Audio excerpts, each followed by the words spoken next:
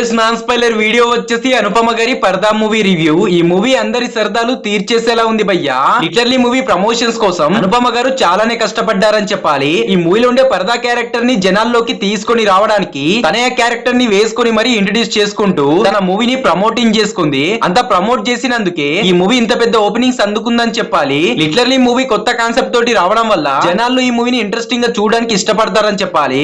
Overall గా ఈ మూవీలో అనుపమ గారి యాక్టింగ్ తోటి డామినేషన్ చేసి పడేసింది భయ్యా.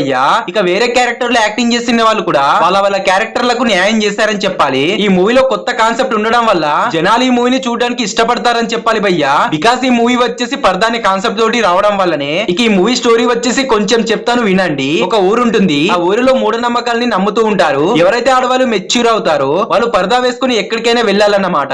ఇంట్లో ఉన్న మగవాళ్ళకు తప్ప వేరే మగవాళ్ళకు వాళ్ళ ముఖాలను చూపించరాదు. ఒకవేళ ఆ పరదాని వేసుకోకుండా తిరిగారే అనుకోండి, ఇక వాళ్ళ ఊరిలో ఒక గ్రామ దేవత ఉంటుంది. ఆ దేవతకు వాళ్ళని బలివ్వాలని ఒక రూల్ ని పెట్టుకుంటారన్నమాట. ఇక ఇలా ఊరు వచ్చేసి కట్టుబాటుని పెట్టుకుని జీవిస్తూ ఉంటారు. అటువంటి టైంలో అనుపమ గారి ఫోటో వచ్చేసి ఒక మ్యాగజైన్ పై పడుతుంది. అది కూడా వితౌట్ పరదా తోటి. దాని వల్ల ఊరి ప్రజలందరూ చూసి తనను బలివ్వాలి అనే నిర్ణయం తీసుకుంటారన్నమాట. కానీ ఇదంతా నాకు తెలియదు. ఇక తను తప్పు చేయలేదని ప్రూవ్ చేసుకోవడానికి తను ఎటువంటి ప్రయత్నాలు చేస్తుంది అనేది మూవీ స్టోరీ అన్నమాట. దీంట్లో కొత్త కొత్త సీన్లతోటి కొత్త కొత్త నియమాలు చూపించడం వెనుక ఈ స్టోరీ కొంచెం ఇంట్రెస్టింగ్ గా సాగుతుందని చెప్పాలి. అలా ఈ మూవీ కొత్త కాన్సెప్ట్ తోటి రావడం వల్ల జనాల్లోకి ఇట్టే వెళ్ళిందని నా అభిప్రాయం. ఓవరాల్ గా మూవీ అయితే చూసే విధంగానే ఉందని చెప్పాలి. మరి ఒకవేళ మీరు మూవీ చూసి ఉంటే ఎలా ఉంటుందో కామెంట్ చేయండి. ఇలాంటి ఇంట్రెస్టింగ్ కోసం మన ఛానల్ ని ఫాలో అవుతూ ఉండండి.